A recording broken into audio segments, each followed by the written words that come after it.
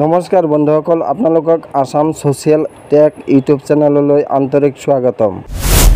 আজিৰ এই বিশেষ ভিডিঅ'টোৰ জৰিয়তে মই আপোনালোকৰ বাবে লৈ আহিছোঁ দুটা ডাঙৰ খবৰ।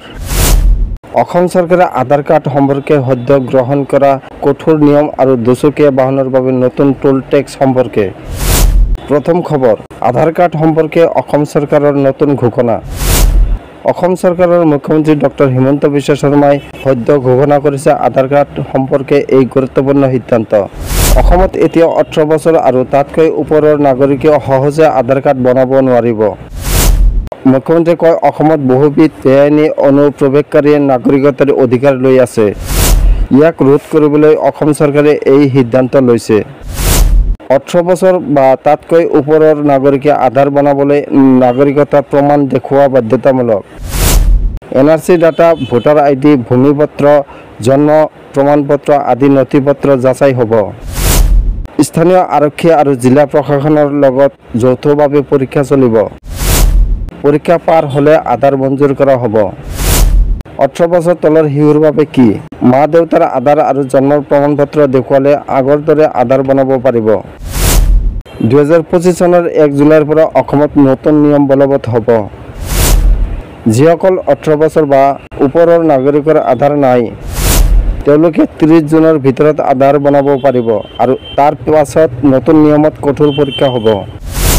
মুখ্যমন্ত্ৰীৰ আহ্বান, অসমীয়াৰ অধিকাৰ সংৰক্ষণ কৰিব লাগিব। সৎ নাগৰিকে সঠিক তথ্য দি আধাৰ বনাওক। দ্বিতীয় খবৰ, অসমত দুচকীয়া বাহনৰ বাবে টোল টেক্স। বন্ধুসকল, এতিয়ালৈকে কেৱল বড় গাড়ী, বাছ, লৰী আদি বাহনৰ পৰা টোল টেক্স লোৱা হৈছিল। কিন্তু অসম চৰকাৰে নতুন সিদ্ধান্ত লৈছে।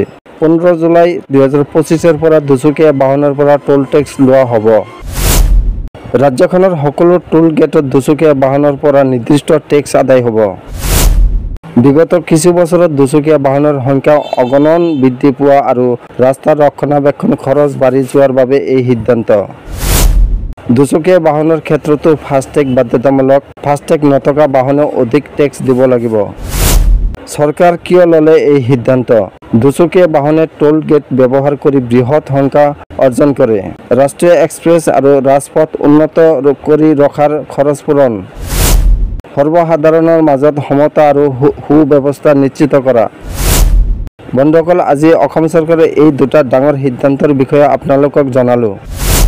আপুনি যদি এতিয়ালৈকে আধাৰ কাৰ্ড বনোৱা নাই, 30 জুনৰ আগতেই বনাব। দুচকীয়া বাহন চালক হ'লে 15 জুলাইৰ পৰা টোল গেটত টেক্স দিব লগা হ'ব। ফাষ্টেগ আগতে লগাই ল'ব। এই খবৰবোৰ আপোনাৰ উপকাৰী বুলি মন কৰিলে ভিডিঅ'টো লাইক কৰক, চেনেলটো ছাবস্ক্ৰাইব কৰক আৰু শ্বেয়াৰ কৰক। ধন্যবাদ। জয় আই অসম।